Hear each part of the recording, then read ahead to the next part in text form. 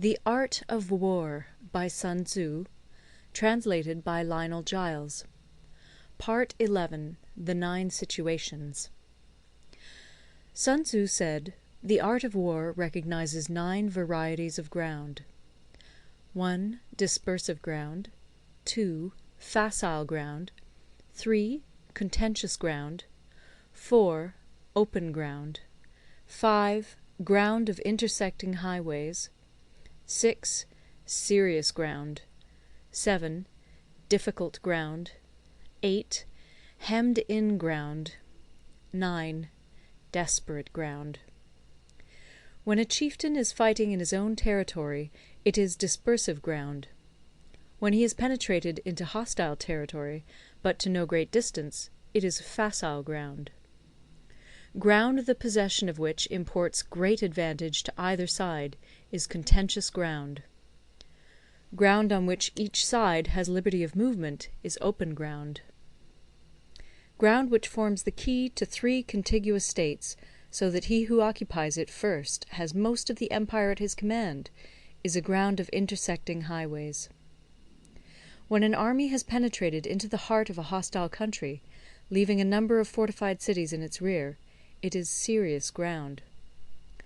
Mountain forests, rugged steeps, marshes, and fens, all country that is hard to traverse, this is difficult ground. Ground which is reached through narrow gorges, and from which we can only retire by tortuous paths, so that a small number of the enemy would suffice to crush a large body of our men, this is hemmed-in ground.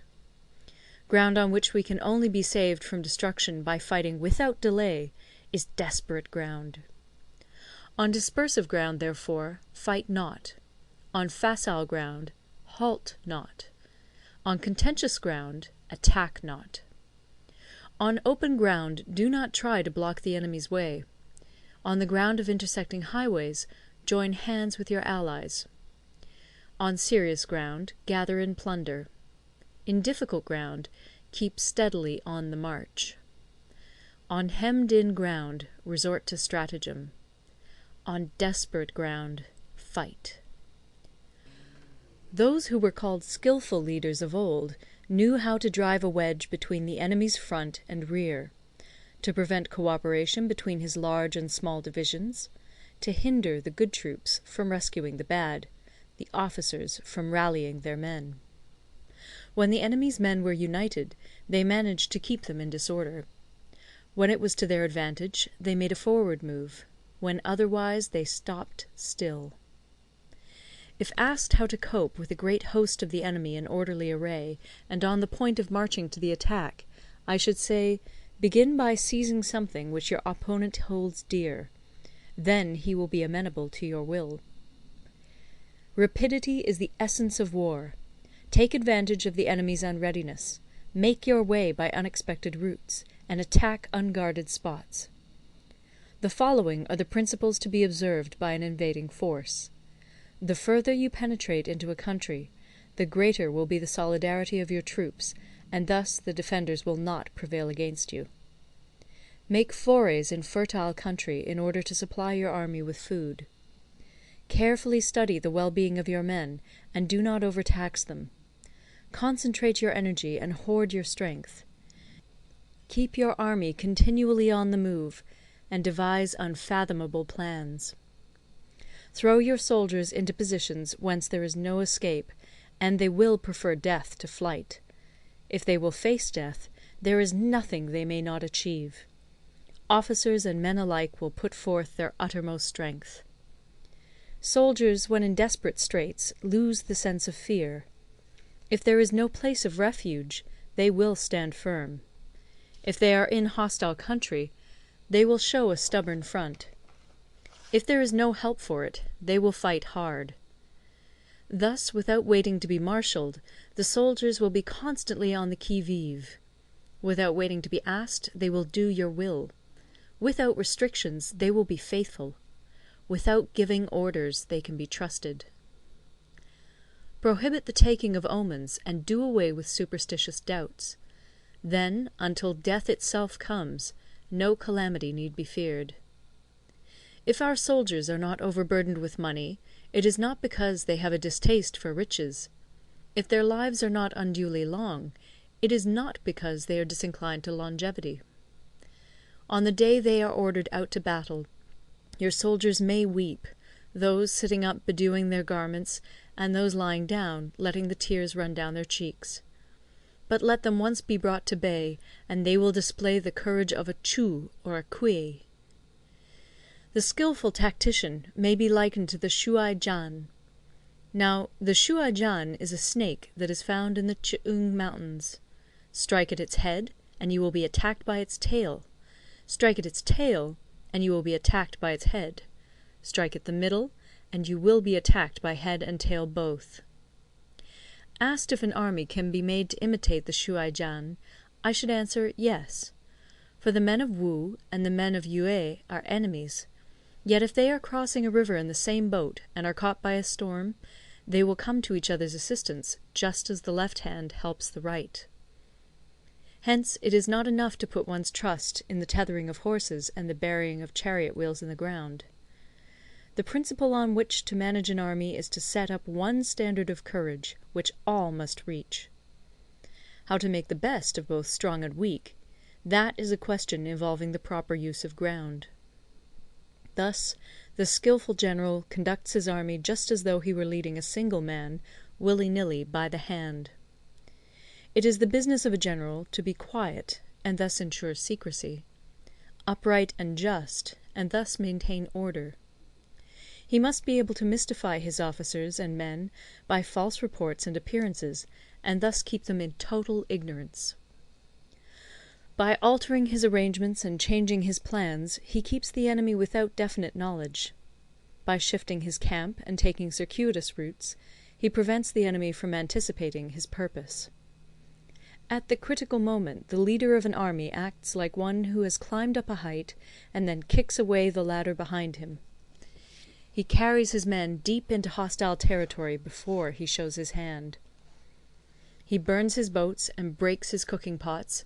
Like a shepherd driving a flock of sheep, he drives his men this way and that, and nothing knows whither he is going. To muster his host and bring it into danger, this may be termed the business of the general. The different measures suited to the 9 varieties of ground, the expediency of aggressive or defensive tactics, and the fundamental laws of human nature, these are things that must most certainly be studied.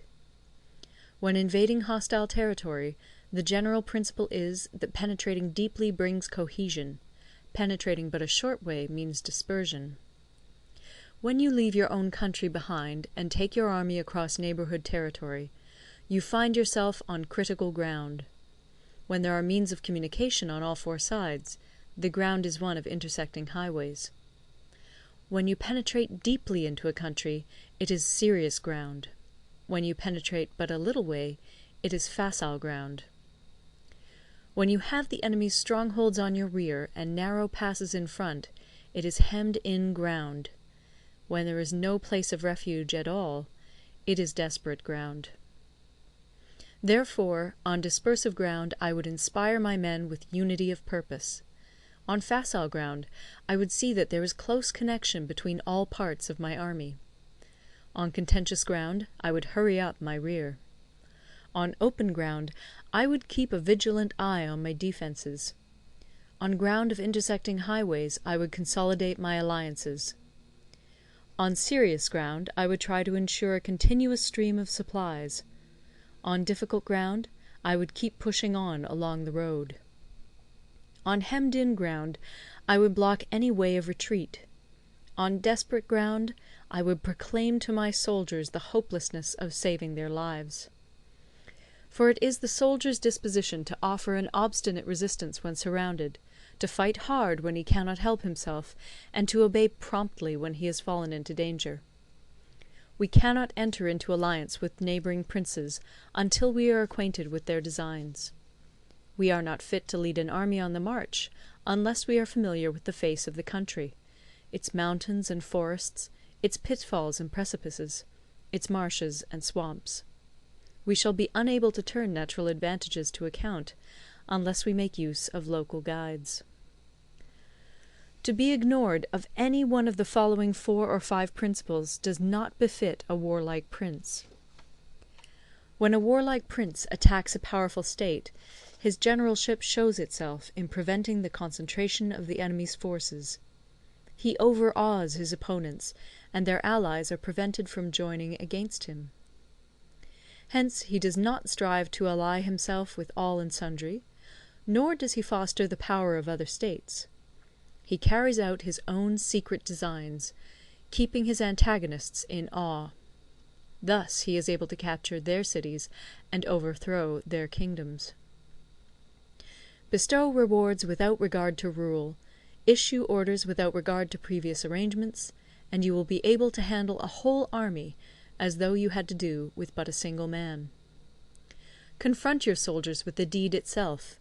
Never let them know your design. When the outlook is bright, bring it before their eyes, but tell them nothing when the situation is gloomy. Place your army in deadly peril, and it will survive. Plunge it into desperate straits, and it will come off in safety. For it is precisely when a force has fallen into harm's way that it is capable of striking a blow for victory. Success in warfare is gained by carefully accommodating ourselves to the enemy's purpose. By persistently hanging on the enemy's flank, we shall succeed in the long run in killing the commander-in-chief. This is called ability to accomplish a thing by sheer cunning. On the day that you take up your command, block the frontier passes, destroy the official tallies, and stop the passage of all emissaries. Be stern in the council chamber, so that you may control the situation. If the enemy leaves the door open, you must rush in. Forestall your opponent by seizing what he holds dear, and subtly contrive to time his arrival on the ground. Walk in the path defined by rule, and accommodate yourself to the enemy until you can fight a decisive battle. At first, then, exhibit the coyness of a maiden, until the enemy gives you an opening. Afterwards emulate the rapidity of a running hare, and it will be too late for the enemy to oppose you. End of Part 11. Recorded in Toronto, Ontario by Moira Fogarty, October 2006.